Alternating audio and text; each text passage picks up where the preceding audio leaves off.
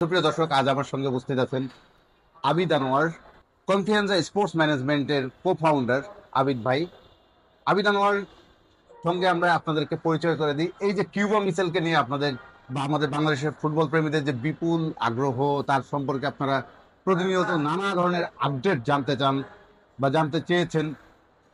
Cuba মিচেলের বাংলাদেশে আনার প্রক্রিয়ার সঙ্গে যারা যে মানুষগুলো যুক্ত, আবিদ ভাই হচ্ছে তার মধ্যে অন্যতম। আবিদ ভাই খুব ক্লোজলি এই প্রসেসের সঙ্গে ইনভলভ ছিলেন। কিউবা মিচেলের আসার প্রক্রিয়া, 10 জুন সিঙ্গাপুর ম্যাচের বিপক্ষে খেলার তার সব ধরনের সম্ভাবনা আমরা আপনাদেরকে আপডেট জানিয়েছি। একদম লেটেস্ট কি হলো কিউবার ব্যাপারে, 10 জুন ম্যাচে তাকে কেন পাওয়া যাবে না, আমরা সে ব্যাপারে একটু আবিদ ভাইয়ের কাছে জানতে চাই। আবিদ ভাই, একটু যদি বলতেন যে কিউবার লেটেস্ট আপডেটটা কি। কালকে আমি রাত 11টা 12টা পর্যন্ত জানি যে আপনারা এফ এর এনওসিটা পেয়েছিলেন, জি। এরপরে কি ঘটলো? আচ্ছা, ইংল্যান্ড এফের এনওসি পাওয়ার পর হচ্ছে ফিফা কানেক্ট প্ল্যাটফর্মে বাংলাদেশ ফুটবল ফেডারেশন অ্যাপ্লাই করেছে ফিফার অনুমোদনের জন্য। এবং সেটা বেশ রাত্রে আমাদের কাছে আসাতে আমরা হচ্ছে সম্ভবত বাফুফে হচ্ছে এএফসি এর পোর্টাল আর প্লেয়ার রেজিস্ট্রেশনটা সম্পূর্ণ করতে পারিনি। এই কারণে হয়তো আমরা 10 তারিখে আমরা কিউবাকে সিঙ্গাপুর এগেনস্টে ম্যাচে নাও পেতে পারি। আপনাদের ডেডলাইনটা ছিল 3 তারিখ রাত 12টায়। জি। আপনারা ঠিক পেলেন কয়টায় ফিফার এই ক্লিয়ারেন্সটা? 2:30 থেকে 2:45-র মধ্যে। ও মাই গড, মাত্র 2 ঘন্টা, 2 বা আড়াই ঘন্টার জন্য এই ট্রেনটা মিস হলো। তো যাই হোক, এখন আর কি সম্ভাবনা আছে? ফিফার ক্লিয়ারেন্স হয়ে গেলেন পরে আর কি আসলে এখন সম্ভাবনা বলতে 7 দিন আগে প্লেয়ার রেজিস্ট্রেশনের একটা উইন্ডো থাকে, বাট ওটা আমরা মিস করে ফেলছি।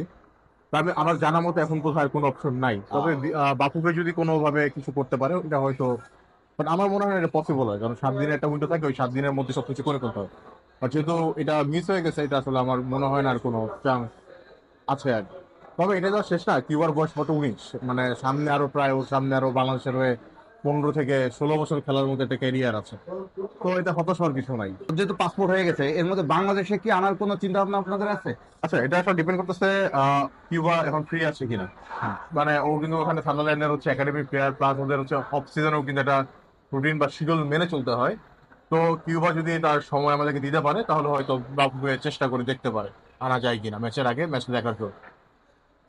যাই হোক, আমরা কিউবার পুরো প্রসেসটা আপডেটটা শুনলাম। তার মানে এই উইন্ডোতে ভেরি আনফর্চুনেট, ব্যাড লাক, কিউবাকে আমরা পাচ্ছি না। বা এই উইন্ডো তো সিঙ্গাপুর ম্যাচের সঙ্গে আসলে তাকে খেলানো কতটা মানে অসম্ভব, সেটাই আর কি ব্যাখ্যা দিলেন কাগজপত্র বা অফিসিয়ালি যে জায়গাগুলোতে। সেই আবিদ ভাই, আবিদ ভাই, আপনারা আমি একটু প্রাথমিকভাবে জানতে চাই, এই কিউবা মিচেলের সন্ধানটা আপনারা কিভাবে পেয়েছিলেন, তার প্রসেসটা কিভাবে শুরু হয়েছিল? আপনারা অনেক চেষ্টা করেছেন তাকে আনার জন্য। আচ্ছা, কিউবাকে বেসিক্যালি পাওয়া গেছে হচ্ছে ফুটবল লিজিওনারিস নামে একটা টুইটার পেজ আছে, জি। চ্যানেল আর কি, পেজ না বলে চ্যানেল। তো ওই চ্যানেলে ফার্স্ট আমরা কিউবা সম্পর্কে জানতে পারি। তো এরপর থেকে ওই এজেন্টের সাথে আমাদের একটু যোগাযোগ ছিল, যেহেতু আমরাও একটা হচ্ছে অনেকটা প্লেয়ার কনসালটেন্সি টাইপের কোম্পানি চালাই। তো তারই প্রেক্ষিতে আমরা চাচ্ছিলাম যে ঠিক আছে, যোগাযোগ থাকবো, সমস্যা নেই যোগাযোগ থাকতে।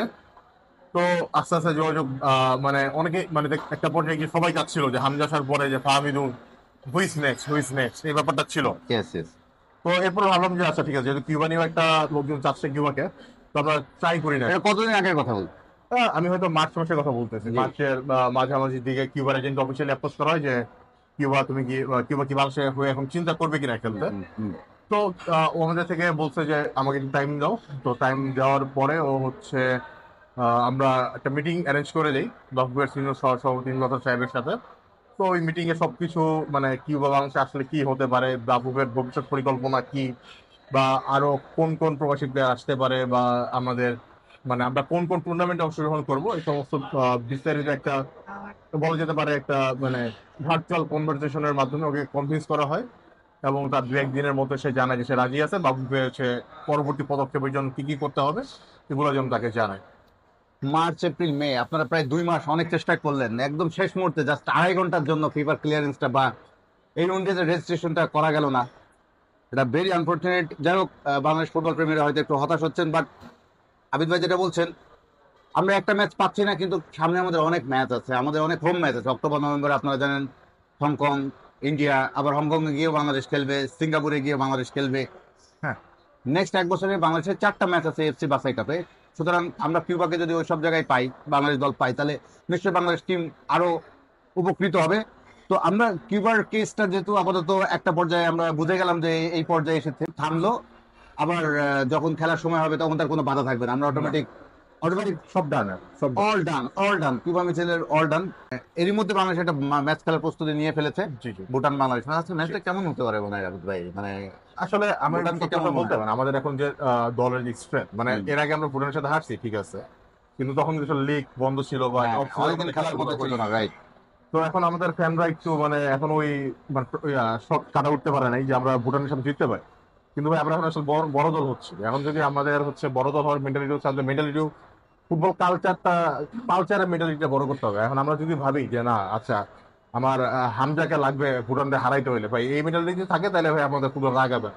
আমাদের চিন্তা করতে হবে হামজা নাই সমস্যা নাই, আমাদের এখানে হৃদয় আছে, আমাদের এখানে রাকিব আছে, মুরসালিন আছে, সোহেল আছে, কারণ সব ভাই এখানে আপনি ধরেন হচ্ছে কোনো প্লেয়ারই কিন্তু ভাই মাঠে নামে না খারাপ খেলার। মাঠে যখন নামে সবাই চায় ওর 100%-এর বেশি দিয়ে হইলেও খেলবে, কারণ মাঠ টোটালি ডিফারেন্ট ভাই। মানে আপনারা বলেন যে হচ্ছে সমর্থকদের মধ্যে একটা ব্যাপার আছে যে সিন্ডিকেট হচ্ছে এই হচ্ছে, তাহলে কি ভাই ধরেন একটা প্লেয়ারের যদি ন্যাশনাল টিম ডাকে তাহলে প্লেয়ার কি বলবে যে ভাই আমার ডাকেন না আমি খেলবো না? এটা তো আসলে না। ধরেন হচ্ছে এখন তাহলে আপনি প্লেয়ারকে ট্রল করে লাভ নেই, আপনি যে সিদ্ধান্ত coach নেয়, যে তাই তো? সিদ্ধান্ত আপনি তাকে আচ্ছা, বলেন, বুঝতে পারছি। তাকে জবাবদিহিতার আওতায় আনেন। প্লাস অনেক সময় আমি দেখি যে মানে বিষয়টা এরকম যে ধরেন হচ্ছে জার্নালিজম সরকার একটা টোটাল ইন্টারপ্রিটেশনের ব্যাপার। এটা তো আপনি মানে বোর্ড কোনো স্টেটমেন্ট আপনি আপনার তরফ থেকে দিতে পারেন, হয়তো সেটা আমি দিতে পারি যেটা আমি কাজ করছি, আপনি জার্নালিজমের তরফ থেকে আপনি যেটা করতে পারেন একটা ব্যালেন্স রাখতে পারেন, ইন্টারপ্রেট করতে পারেন যে হ্যাঁ এটা এমন না হয় এমন হইতে পারে। বাট বোল্ড স্টেটমেন্ট দেওয়া মানে এটা অ্যাক্টিভিজম হয়ে গেল। অ্যাক্টিভিটিজম তো আসলে মেইন স্ট্রিম জার্নালিজম কেউ করবে, জার্নালিস্ট কেউ করবেন। Right. তো এই ধরনের প্রেশার দিয়ে ধরেন হচ্ছে আপনাদেরও গালি দেওয়া হয়, হ্যাঁ। এটা আমারও খুব খারাপ লাগে যে কোনো কারণ নেই। আশা করবো বাংলাদেশ ভুটানের সঙ্গে ভালোভাবে খেলে নিতে তৈরি করে নেবে সিঙ্গাপুর ম্যাচটা, বিকজ সিঙ্গাপুর ম্যাচটা খুব ইম্পর্টেন্ট। 10 জন ওই ম্যাচটা 3 পয়েন্ট নিতে হবে বাংলাদেশকে। ফুল শক্তি সমিত সোম অলরেডি চলে এসেছে ঢাকায়, যদিও ওরা খেলবে না আজকে, আজকে খেলবে না। হামজা ফুল টাইম পাবে কিনা জানি না, গেম টাইম হয়তো আমাদেরকেও পুরো টাইম খেলানো উচিত হবে না, হয়তো যদি হ্যাঁ, মানে তাকেও- অবস্থা খুবই খারাপ হয় সেই ক্ষেত্রে 5-10 minute 15-20 minute maximum. Right right right. Hamidul ইসলামকে গেম টাইম দিতে চান কোচ। এই জায়গায় দেখতেছিলাম যে ফাহমিদুলের ভুটান ম্যাচের পারফরমেন্সের উপর ডিপেন্ড করে ওকে সিঙ্গাপুর ম্যাচের ব্যাপারটা দেখ, এটা আসলে খুবই খারাপ একটা ডিসিশন হবে আমার মতে। কারণ যে কোনো দিন যে কারো ক্ষেত্রে বাজে একটা চাইতেই পারে। তো একটা ম্যাচের উপর ডিপেন্ড করে একটা প্লেয়ারকে ছুড়ে ফেলে দেওয়া বা বাদ দিয়ে দেওয়া এটা খুবই খারাপ হবে আমার মতে। হচ্ছে ফাহমিদুলের ব্যাপারে টিম ম্যানেজমেন্ট বা সমর্থক সবারই খুব ধৈর্যশীল আচরণ করা উচিত। আবিদ ভাই খুব যথার্থ বলেছেন, ভালো বলেছেন। Abid Anwar confidence sports management গ্রুপের কো ফাউন্ডার। তারা বাংলাদেশের অনেক বাংলাদেশ অরিজিন ফুটবলার ইমপ্রুভ করার ক্ষেত্রে কাজ করছেন। আমরা তার কাছে অনেক আপডেট পেলাম। আর আমি গত 2-3 মাস আপনাদেরকে কিউবা মিসাইলকে নিয়ে অনেক ধরনের আপডেট দিয়েছি। আবিদ ভাই আমাকে অনেক কোঅপারেট করেছেন একদম অথেন্টিক ইনফরমেশন জানানোর জন্য। তো যাই হোক, আপনারা সঠিক ইনফরমেশন আশা করি জানবেন এবং সেটাই আপনারা আশা করি সেটার উপর আস্থা রাখবেন। এবং বাংলাদেশ ফুটবল নিয়ে একটা আশা তৈরি হয়েছে, আমরা চাই বাংলাদেশ ফুটবল আরও এগিয়ে যাক এবং সঠিক তথ্যের মাধ্যমে বাংলাদেশ ফুটবল প্রেমীরাও সঠিক তথ্য সবসময় জানুক, সে প্রত্যাশা।